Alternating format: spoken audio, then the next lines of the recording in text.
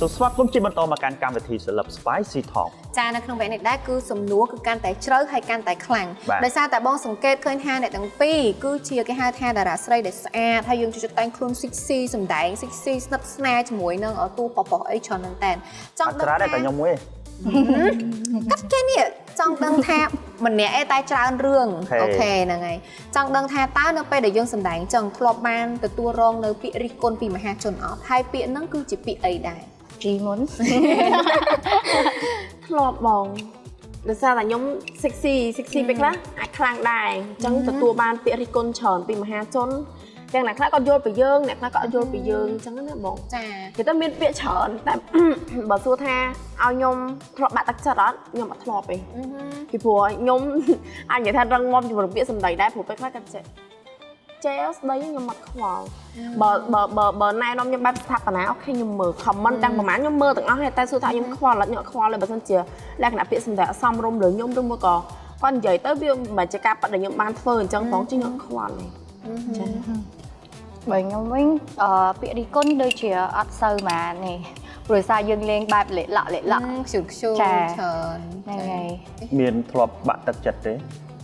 រកពាក្យរិះគន់អីមួយចំនួនខ្ញុំអត់ទេបើខ្ញុំវិញធ្លាប់គេ comment ជេរតែរឿងលេខលក់ឈួតគេថាដូចមនុស្សឈួតពេលខ្លះយើងវាអញ្ចឹងទៅវាអាពាក្យហ្នឹងយើងគិតមើលទៅវារៀងលើសអញ្ចឹងទៅក៏យើងអត់មានគិតអីទេដោយសារអ្នកខ្លះគាត់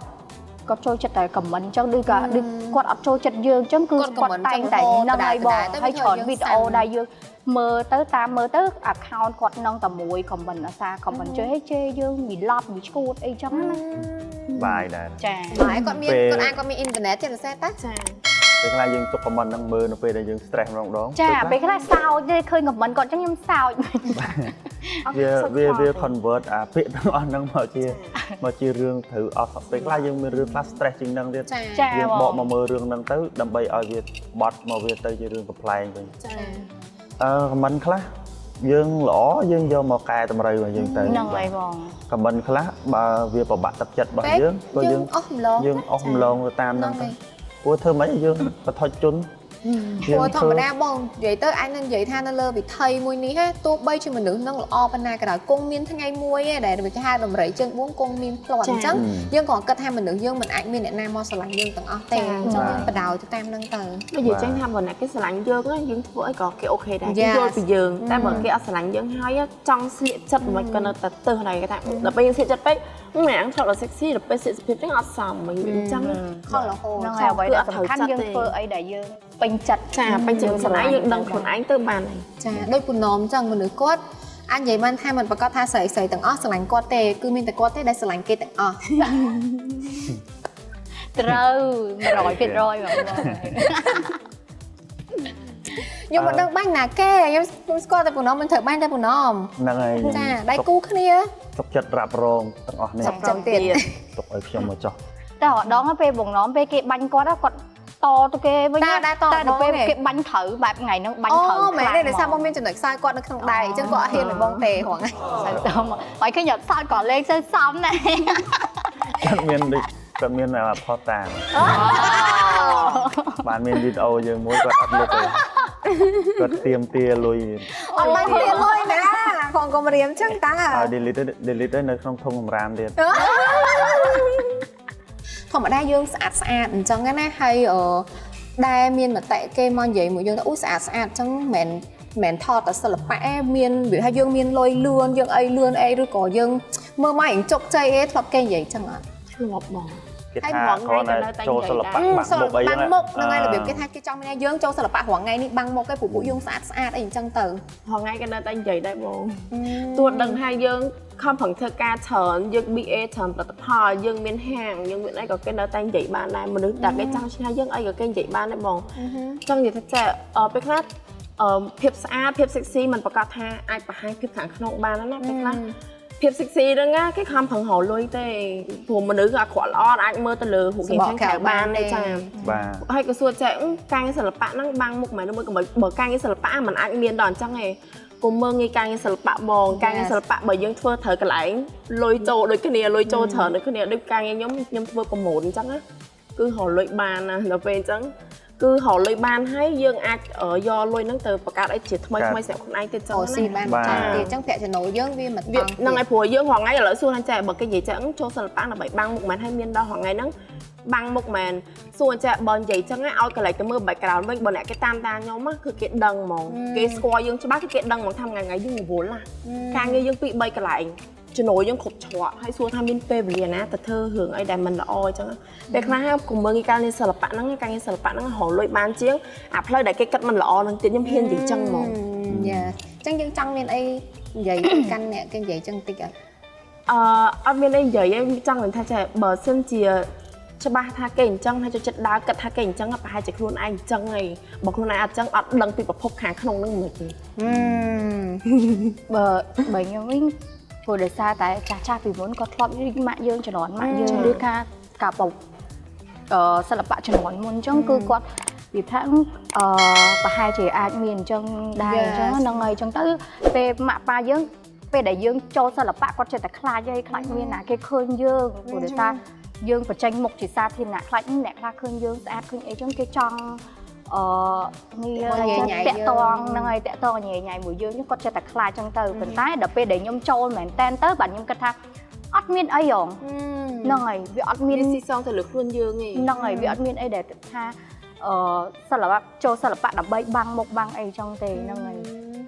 អាហ្នឹងវាសិល្បៈវាទីមួយវាអាស្រ័យលើខ្លួនយើងទេចាការតាំងចិត្តរបស់យើងសិល្បៈទីមួយរបស់ខ្លួនយើងទី2សមត្ថភាពរបស់យើងមានអ្វីដែលជាសមត្ថភាពជាបាតគ្រឹះនៃសិល្បៈរបស់យើងចាអូននិយាយថាក្រៅពីសិល្បៈយើងមានការងារផ្សេងដែរយើងរកស៊ីអីដែរមែនណាមានបងក្រៅពីការងារសិល្បៈខ្ញុំមានប្រម៉ូទមានអីដែរអញ្ចឹងដល់ប្រម៉ូទផលិតផលកម្មផលិតផលហើយឥឡូវហ្នឹងមានហាងមួយដែរបើកហាងខ្លួនឯងដែរមកចុះដល់នេះខ្ញុំមានតែការងារ DJ ហ្នឹងហើយនឹងថតហើយប្រម៉ូទផលិតផលយើងអត់ទាន់បើកអាជីពអីក្រៅពីសិល្បៈអីអូខេបើតាមដឹងដល់នេះគាត់អត់មានពេលទេមកសម្រាប់ការរកស៊ីផ្សេងព្រោះអាជីពសិល្បៈរបស់គាត់ពងជោគជ័យគាត់គូលហ្មងគាត់ពេលវេលាគាត់24ម៉ោងសឹងតែបើថាមិនបាច់ចាំដេកសឹងថាខ្ញុំហ៊ាននិយាយចឹងព្រោះខ្ញុំស្គាល់មួយយប់ហ្នឹងហើយពេលខ្លះធ្វើ DJ អញ្ចឹងយើងមានពេលរត់កន្លែងច្រើនមួយយប់ហ្នឹងពេលខ្លះ3ផាប់ចឹងទៅយើងរត់ពីមួយចូលមួយចូលមួយហើយការងារគាត់ជា DJ មិនតែមកកន្លែងមិនតាមផាប់ណារដូវកាលតាម event តាមរោងការទៀតចេញមកគ្រប់ទឹករបស់គាត់ចាពាក់ព័ន្ធមួយ DJ ចង់សួរត្រឡប់ទៅដល់នេះវិញហេតុអីបានជាចាប់យកអាជីពខាង DJ ដោយសារតែពេលហ្នឹងខ្ញុំឃើញគេចាប់ផ្ដើមល្បីរឿង DJ អញ្ចឹងទៅខ្ញុំក៏គិតថាបើយើងចូលតន់ឥឡូវគេរៀង